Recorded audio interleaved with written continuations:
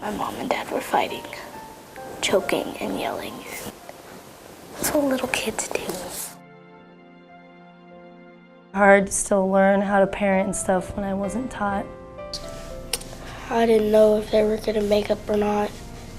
I was just sitting there confused, thinking, are they going to make up or are they not?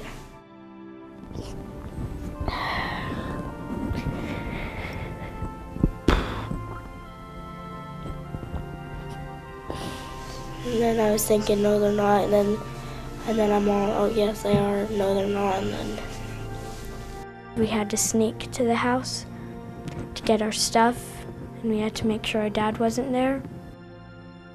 Alcohol isn't safe, and it can get you to do things that you normally wouldn't do when you're sober. Dangerous things.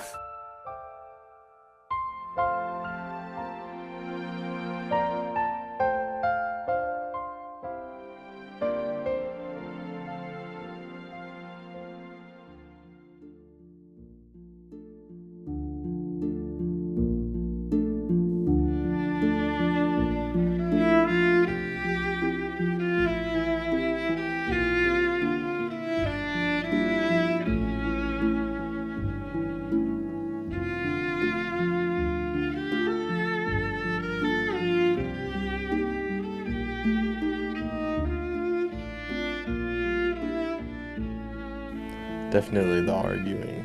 Just seeing them and how angry they were with each other was very, demoralizing. And she told us the truth about her drinking, and we got mad at her when we came home and she was drunk. Been sober for 114 days so far. Well, 115. Well, yeah, because I didn't want him being mean to me or anything, because if I didn't lie to the cops, he would went to jail, and I didn't want any of them to go to jail.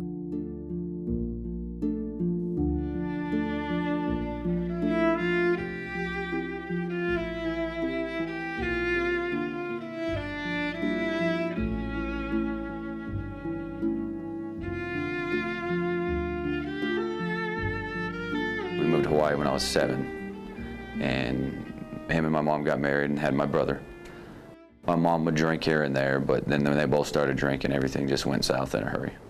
She used to be a bartender, and my dad was jealous, and that didn't work out. So of course he'd go down there drinking, and they'd end up in jail. They ran out of jail a couple times, and I had to try to. I grew up quick. I grew up really quick. 12 years old, I was raising my brother. His grades were failing and all that, so we decided to finally send him to my dad's house and let him live with my dad for a little bit. Well, that didn't happen. And about 2 weeks after he moved in with my grandma is when he passed away. He had a heart attack at 15 after he had been through all the schools in the valley, in and out, suspension, back with my mom, living with my dad, moved in with my grandma. He was back and forth, and then it was about 2 weeks after living at my grandma's house, he passed away. A couple years before he passed away was when I was just having my kid and in a relationship, so I was kind of on doing my own family thing and whatever, and just distant from him. And I think to this day, if I would have been around more, he would still be here. He would have been out of that lifestyle and out of my mom drinking and the fights and the arguments and all that pretty much every night. And he would have had somewhere to go, or just, he would have been away from it. I'm gonna blame everybody, because it was my grandparents for not stepping in, my mom for not pulling her head out and realizing what she was doing, me for not realizing what was going on with my family, and where was I the 2 years before he died? He was looking for me to not really raise him anymore, but be there and be a part of his life, because I was raising him for the last 6 or 7 years. But I don't have my brother anymore, and it was,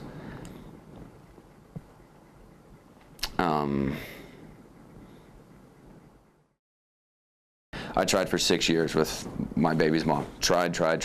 And 90% of the reason was because of my son, and I knew what had happened to my brother.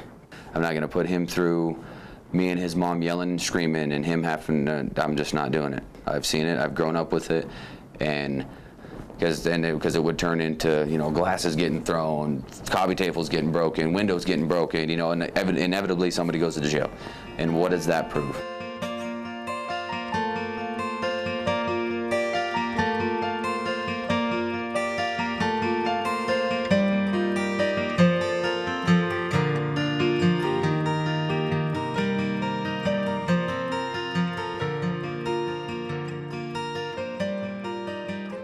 Parents need to know how they're hurting their kids' feelings by fighting and like getting restraining orders on the mom or the dad. I don't know how it is to have a happy family.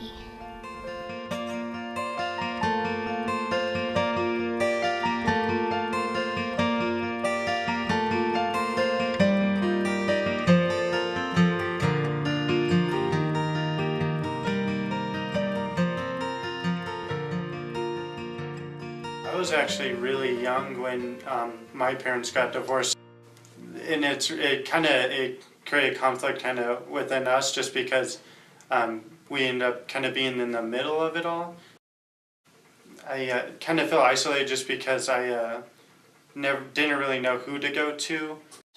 I basically ended up kind of creating myself my own little island. They're still both my parents. I love my mom, so if I heard my dad say anything bad, it was just kind of offensive to me. And then if I heard my mom say anything bad about my dad, it was just kind of, I was taking offense on both sides. They wanted me or my sister to see what they saw or their side of the story. They weren't working for us, they were kind of working on their own team and just kind of tugging us one way or another. My dad was coming to pick us up for visitation, but he'd come a day later just because I was working at the time. And so he wanted to pick both of us up, but there was just some kind of conflict there. And it actually ended up leaving my sister in the middle where it was almost kind of like a tug of war. Between like, she didn't really know where to go. Both of her parents are saying like, my mom's saying get in the house, my dad's saying get in the car so we can go. And it's just a lot of emotional damage. It could have definitely been a smoother childhood. I feel like my whole childhood kind of just accelerated me into adulthood because I didn't have the chance to just be naive and be a kid. I had to pretty much be an adult in a kid body. I think a lot of stuff could have been prevented if my parents were just listening to me or would have been more of an open ear for me. They would have known what I at least felt like was a problem. I'll speak with my mom, but it's kind of hard for me to go up there and want to have dinner at the house just because I don't like the environment just because of how being a kid in that house. And so it's hard for me to come into there as an adult and feel any differently.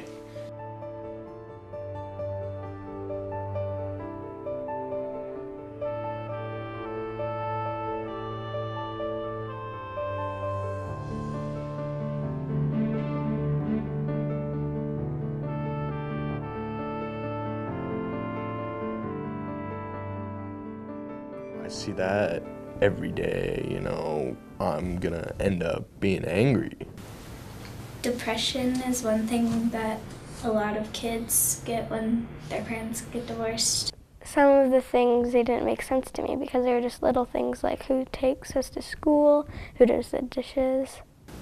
Stomach aches. I get stomach aches when I get stressed out. Is that they were just really loud and that's all I can remember about them is that they were really loud. Like, I have anxiety a lot at night because that's when I get time to think about everything. So that's a little hard, so I don't really like bedtime.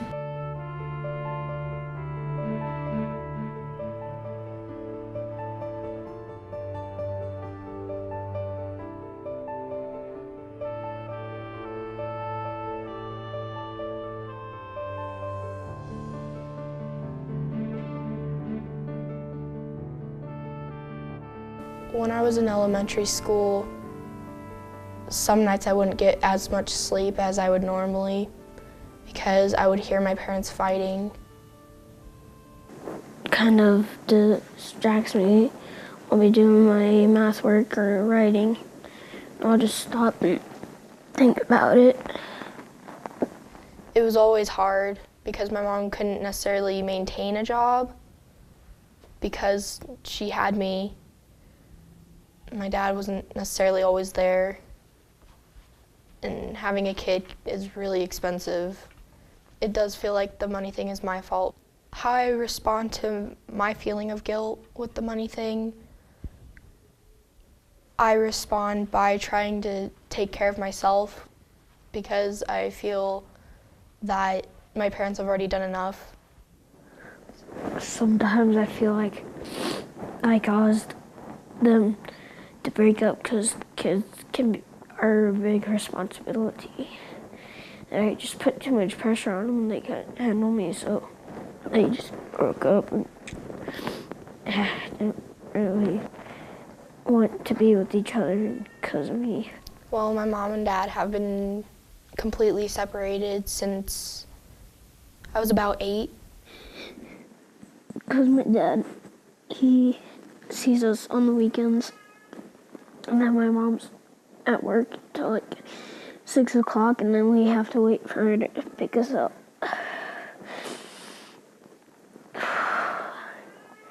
From my grandma's. One parent would drop me off at the other, and vice versa, and they'd always fight about something. It's ridiculous how they fight over holidays. It feels uncomfortable sometimes because they make you choose. It feels like someone asking you, who do you love more, your mom or your dad? So if being stuck in between my mom and my dad doesn't feel all that great because they're always yelling at each other. I feel like I am the kid in the middle because a lot of the time when my dad has letters come in from the government talking about child support or custody issues, my dad always asks for my opinion, and my mom does the same thing when my dad brings her into it. And I feel like whenever I answer them honestly that it's not right or the answer that they wanted to hear, it affects my life because sometimes I feel like I've grown up too fast. If I was able to tell all divorced parents something that they absolutely need to know, I would tell them that they need to know it hurts their children more than anything to see their parents fight, and even about little things.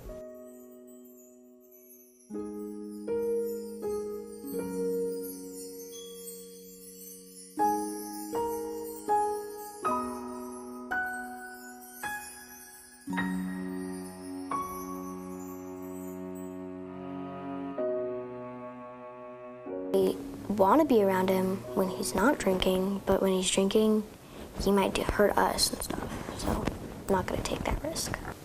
I was so scared that I was actually like hitting him to get him off of her. I wish I could go back to the cops and say that that's not the truth. My dad told me to lie. She called the cops again. There's a lot of cops involved. I try not to tell anybody at school because I don't want them telling the counselor at school. Because if they tell the counselor at school, I'm going to be in a foster home because of what they've done. And I don't really want to be in a foster home. I really want to be with my mom more than anything.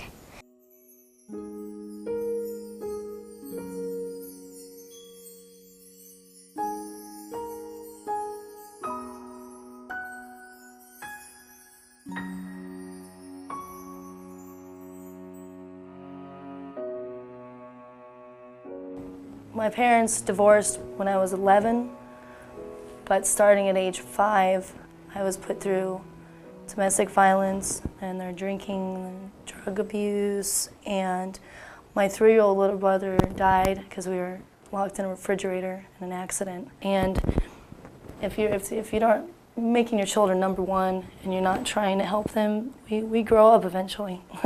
And it makes life really hard because we don't have some of the skills that we're supposed to be taught when we're kids. The pain throughout everything I've been through in my life affects me in everything. Every time I go to a job, any time I talk to somebody, being able to make friends, being able to know exactly how to parent very good. I've never had a career. I just do job to job because I've taken care of myself since 15. My mom remarried an alcoholic. She did the same mistake twice. I honestly didn't realize that it affected me so much because you block it out and you think you're tough. And then you grow up and you realize it did. It affected you a lot, you know. My parents basically were engulfed in their own emotions and situations, and they would just fight with each other in front of us because they didn't think it affected us to listen to it. I would hide in my closet while they were screaming. They hit my mom, threw things at my dad threw things at her, knocked her down. I got knocked down in between trying to help. That's what happens when you don't care and you're just wrapped up in your own feelings and you don't step back and you don't look, you know. How I put myself together and I got through everything was to shut down, was to become numb and to be strong and to move on and live because I knew I had to keep surviving and living. And I still ended up marrying an alcoholic and going through domestic violence. And it's because what I thought was normal. And now I'm divorcing. And my kids have to go through it. I don't want my kids to have that life. I am working to get my children back. They are living with my aunt. I have fought so hard to be a good mom, and I still ended up fighting and screaming. My son has already tried to get in the middle twice to save his mommy, and he's 3 years old. And he got knocked down and hurt during the middle of one. That was the very last straw, period, and that's why I got a restraining order. And your kids look up to you. You're like, they're superheroes. They love you no matter what. So he thinks that we said something that says, like, we liked other parent more, but we didn't ever say that. When my mom and dad did fight, I would always say, come here and we need to go in the room now and just like let them fight it out. But she would always stay in there and not listen to me because she wanted to make sure no one got hurt. It puts a lot of stress on kids to hear their parents fight.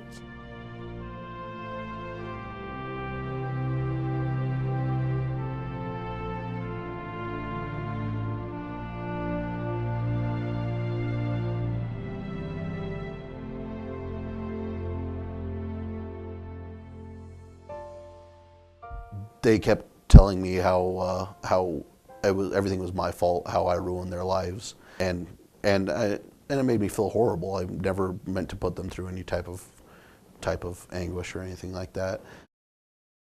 And it wasn't till just recently that I found out that when I was in Iraq, my father was having an affair with my mother, and I think that's why she resents me so much, is because she feels that if I had been here back in the United States and hadn't deployed, then she wouldn't have been so distraught and my father wouldn't have cheated on her.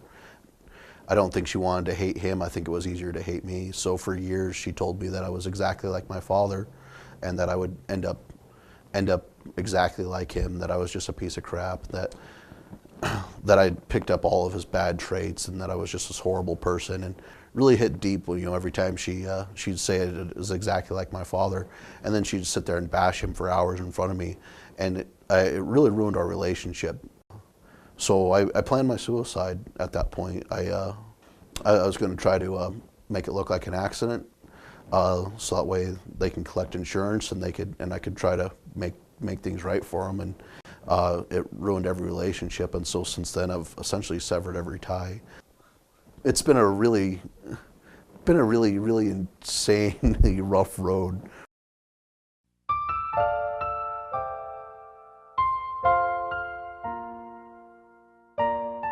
So sometimes I like to compare myself to a phoenix, you know, burnt to ashes and risen back up, and just life can be so great if you allow it to be.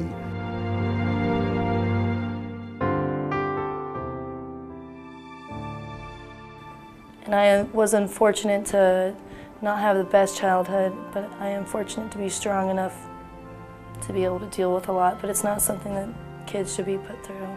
It causes me lots of pain all the time. I'm trying to stay happy, and I'm not trying to think about it that much.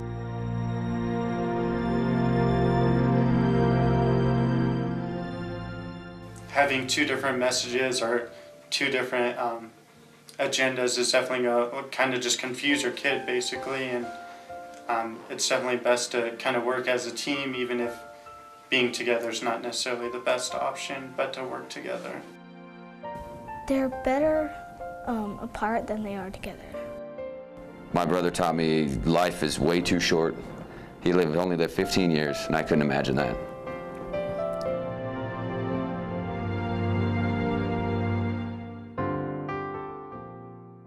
It's not worth it to fight. Life is way too short to fight with anybody.